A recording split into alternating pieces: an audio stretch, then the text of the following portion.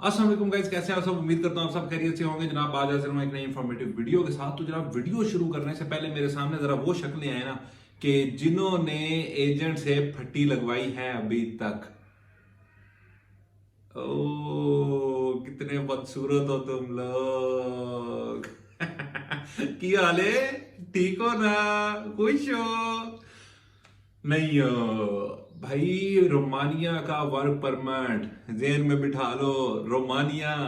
तो जनाब बिल्कुल आपने ठीक सुना, रोमानिया ने अपना वर्क परमिट काफी देर से दराज से ओपन किया हुआ है। उसकी एक वजह तो यह है कि जो रोमानिया है उसके जो अपने लोग हैं वो काम करने की बजाय अपने मतलब के मुल्क में काम करने की बजाय दूसरे मुल्कों में शिफ्ट हो रहे हैं। या शेंजन कंट्रीज में नहीं आता, यूरोप में जरूर आता है। ठीक है, तो वो जो उनकी अपनी आबादी है, जो अपने उनके लोग हैं, ठीक है, जिस तरह हमारे सरगोदा वाले लाहौर इस्लामाबाद शिफ्ट हो जाते हैं, इस तरह उनके जो लोग हैं वो इटली, फ्रांस, जर्मनी वाली साइड पे शिफ्ट हो रहे हैं। ठीक है, तो उनको लेबर की बहुत ज्यादा जरूरत है इस टाइम पे, क्योंकि जिस टाइम पे उनके पास कुछ भी नहीं है। ठीक है, तो बगैर एजेंट के रोमानिया का वर्क परमिट आप कैसे हासिल कर सकते हैं? तो बिल्कुल आप ठीक वीडियो पे आए हैं। इसमें मैं आपसे डिटेल वाइज बात करूंगा कि रोमानिया का वर्क परमिट कैसे अप्लाई किया जाए, उसमें आपको क्या क्या डॉक्यूमेंटेशन की जरूरत होती है, और एजेंट क्या कहता हूं मैं एजेंटों को?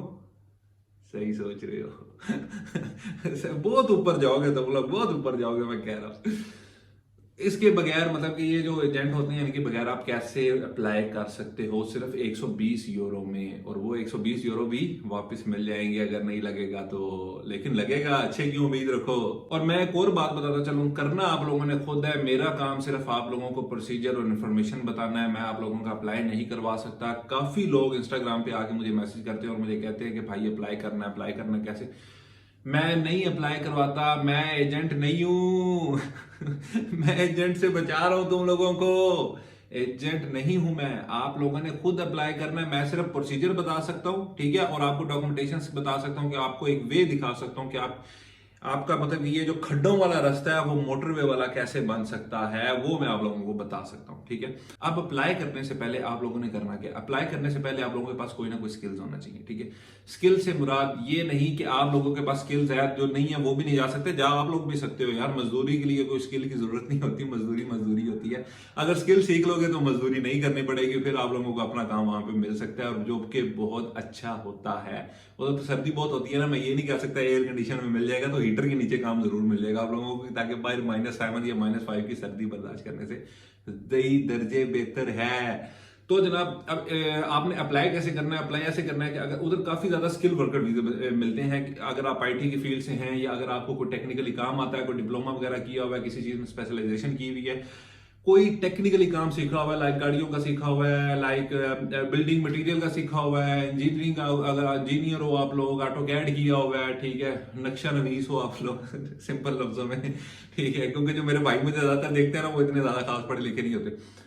नक्शा नवीस हो आप लोग या जो भी हो, ठीक है, तो वो लोग अगर इस तरह का स्किल आप लोगों के पास है तो आप बिल्कुल अप्लाई कर सकते हैं, आप लोग एलिजिबल हैं। और आप लोगों को करना क्या होगा, आप लोगों ने सबसे पहले वहां पे एक वर्कर ढूंढना है। ठीक है, जो वहां पे ऑलरेडी बंदा वर्क कर रहा है वो आपको लिंक्डइन से मिल सकता है। ठीक है, फ्रीलांसर की कितनी वर्क हो गया, जितने भी वेबसाइट्स हैं वहां से आपको वो चीजें मिल सकती हैं। उनसे कांटेक्ट करने के बाद वो उनको एक वीजा, या मतलब कि जब भी वो अपनी कंपनी वहां पे ओपन करते हैं उनको वीजे अलाउ हो जाते हैं अपने उधर बंदा बुलाने के लिए। उसके अलावा कोई रास्ता नहीं है। मैं आपको एक और बात बताता चलो, एजेंट को ना, एजेंट जो भी करता है ना उसको मारो थप्पड़ यहाँ से।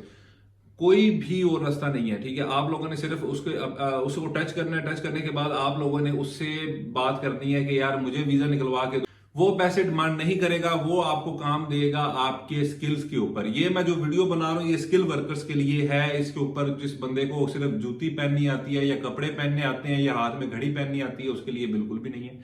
वो बेशक यहाँ से चले जाए। ठीक है, स्किल वर्कर वीजा के लिए आप लोगों को फ्रीलांसिंग की 2-3 वेबसाइट्स में आपको बताई गई हैं पीछे। ठीक है, एक अपवर्क है, एक जो सा है वो लिंक्डइन है, जॉब सीकर वेबसाइट है। ठीक है, उसके ऊपर आप लोग जाएं, जाके वहां पे कंपनी सर्च करें, आप अपना प्रोफाइल अच्छा सा बनाएं। उसके ऊपर आपको वो कंपनी ऑफर लेटर भेजती है। वो ऑफर लेटर आपकी वीजा फीस, आपका FRC और आपकी 2-3 डॉक्यूमेंटेशन जो सी होती हैं वो आपने इसकी जो रोमानिया की एम्बेसी है पाकिस्तान में, इंडिया में भी ये एम्बेसी है और पाकिस्तान में भी है, आपने वहां पे लेके जाना है। वहां पे जाने के बाद आप लोगों ने ये चीजें सबमिट करवानी है। सबमिट करवाने के बाद 1 से 2 माह का टाइम वो लोग लेते हैं। 1 से 2 माह के अंदर ये चीजें आपकी प्रोसीड करके आपको वर्क परमिट मिल जाता है। विजिट वीजे पे जाके काम आपको नहीं मिलेगा, वो आप इलीगल काम करेंगे। विजिट वीजे पे जाने का कोई फायदा नहीं है। ठीक है, क्योंकि उधर आपको काम नहीं मिलेगा। तो जो स्किल वर्कर जो से मेरे भाई हैं जो कि आईटी को जानते हैं, जो कि कोई मतलब ये क्वालिफाइड हैं, लाइक ये ऑटोकैड वगैरह जानते हैं, इस तरह के जो प्रोफेशनलिज्म वाले काम हैं उसको जानते हैं, तो उनके लिए तो ये बहुत अच्छी अपॉर्चुनिटी है। स्किल वर्कर वीजा 1 साल के बाद मतलब कि आप जो अगर आपको मिलता है स्किल वर्कर वीजा, उसको आप 1 साल के बाद जो सा है वो रिन्यू भी करवा सकते हैं, ठीक है, उसको एक्सटेंड हो सकता है वो वीजा। तो दूसरी बात याद आती है कि जो नॉर्मल डिप्लोमा होल्डर होते हैं उनके लिए भी अपॉर्चुनिटी अच्छी है, जिन्होंने जो इलेक्ट्रीशियन है, लेकिन उनकी सैलरीज थोड़ी सी कम होती हैं, जो आपको बताई जाती हैं वो सैलरीज वहां पे नहीं होती, थोड़ी सी कम होती हैं, ठीक है। इधर रोमानिया जाने से पहले आप लोगों ने करना क्या है, आप लोगों ने विजिट वीजा नहीं लेना, विजिट पे जाके वहां पे जॉब नहीं मिलती, आप लोगों ने डी वर्कर वीजा लेना है। जो डी वीजा होता है वो 90 डेज वैलिड होता है। 90 डेज के बाद अगर आपको वहां पे कोई जॉब मिल जाती है तो आप लोगों को वो कार्ड दे देते हैं जो एक्सटेंडेबल होता है, जो साल बाद आपको एक्सटेंड भी करवा सकते हैं और आगे आगे अपॉर्चुनिटीज मजीद भी ले सकते हैं। जॉब एक जगह पे कर रहे हैं, दूसरी जगह पे करना चाहते हैं तो उसकी भी कोई रोक टोक नहीं है, उधर आप इजीली जितनी मर्जी दिन में जॉब्स कर सकते हैं। जो ये दुबई वाला, सऊदीया वाला कोई कानून नहीं है कि आप लोगों को एक जॉब मिल गई है तो आप लोगों ने दूसरी जॉब जो सी है वो नहीं ढूंढ सकते या कर नहीं सकते, ठीक है। अगर आप एक के पास काम कर रहे हैं तो आप दूसरे के पास भी इजीली काम कर सकते हैं पूरे राइट्स के साथ, अगर आपके पास कार्ड है तो, नहीं तो नहीं कर सकते, ठीक है।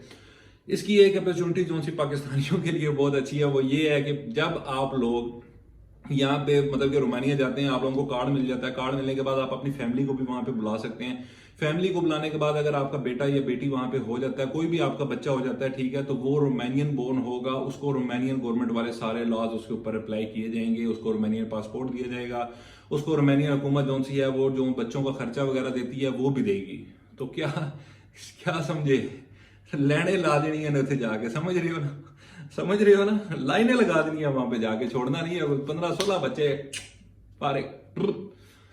तो ये सब करने के बाद आप लोगों ने क्या करना है, अब इसके अलावा अपॉर्चुनिटी रोमानिया को और मिलने वाली है वो ये है, जो बहुत बड़ी खबर है कि ये 1 साल, तकरीबन 1 से 1.5 साल के अंदर शेंजन कंट्रीज में भी ऐड होने वाला है। इनकी सारी रिक्वायरमेंट्स पूरी हो चुकी हैं, बस 1 साल से या इससे 5 माह ऊपर के अरसे दराज में ये जो सा है शेंजन कंट्रीज में एंटर हो जाएगा, ठीक है। अब आप लोगों ने वहां पे, अब इधर एजेंट काफी ज्यादा आप लोगों को मिलते हैं जो कि अलग अलग से मशवरा देते हैं, फलाना जाओ, वो वहां पे डी वीजा पे भी ले जाते हैं, विजिट पे जाके तो जॉब मिलती नहीं है, वो आपको छोड़ देते हैं वहां पे, ठीक है। डी वीजा पे भी लेके जाते हैं, लेकिन डी वीजा पे आगे कंपनी ऐसी नहीं मिलती जो आप लोगों को कार्ड दे सके, तो आप लोग वहां पे बेचारे जलील होते हैं और मजदूरी करनी पड़ती है, ठीक है। तो अगर आप लोगों के पास कोई स्किल है तो फिर आप बुरा नहीं, आपके लिए बुरा नहीं है, आप लोग भूखे वहां पे नहीं मरते। आप लोगों के पास खाली इंग्लिश बोलने का भी स्किल्स है तो इंग्लिश के लिए वहां पे बेतहाशा जॉब्स हैं, आप इंग्लिश के रिलेटेड कोई भी जॉब वहां पे कर सकते हो। लाइक उधर उनके लोग जो हैं वो इंग्लिश को बहुत लाइक करते हैं, क्योंकि उधर के जो बोर्न होते हैं, जो उधर के पासपोर्ट होल्डर्स होते हैं, वो इधर उधर जा सकते हैं, ठीक है। तो उनको इंग्लिश की जरूरत पड़ती है, वो इंग्लिश सीखते हैं। इंग्लिश सिखाने का वो लोग 1200 डॉलर भी आप लोगों को देते हैं, ठीक है। तो जो लोग इंग्लिश इनकी फ्लुएंट है, जो इंग्लिश अच्छी बोल लेते हैं, उनके लिए तो ये अपॉर्चुनिटी सबसे बेस्ट है कि आप लोग इजीली वहां जाके इस जॉब के लिए अप्लाई कर सकते हैं, ठीक है। अब अगर अच्छे स्किल वर्कर हैं, आईटी की या किसी भी अच्छे प्रोफेशनलिज्म वाला काम है, उसमें जो आपकी सैलरी बनती है वो 800 से 900 डॉलर तक बनती है, ठीक है।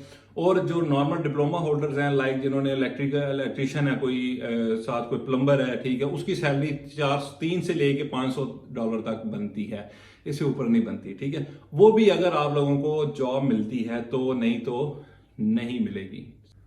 और कोई लंबी जोड़ी बात नहीं है। तो इंशाल्लाह मैं मिलूंगा आपसे अपने नेक्स्ट वीडियो में। आप लोगों ने मुझे बताना आपको मेरी आज की इन्फॉर्मेशन और वीडियो कैसी लगी। वीडियो अच्छी लगी हो तो लाइक एंड शेयर लाजमी कीजिएगा, मेरे चैनल को लाजमी सब्सक्राइब कीजिएगा और साथ लगे बेल आइकन के बटन को लाजमी आपने दबाना ताकि मेरी आगे आने वाली वीडियो आप तक इजीली पहुंचती रहे, जप्पियां डाल डाल के। मिलूंगा नेक्स्ट वीडियो में, तब तक के लिए अल्लाह हाफिज।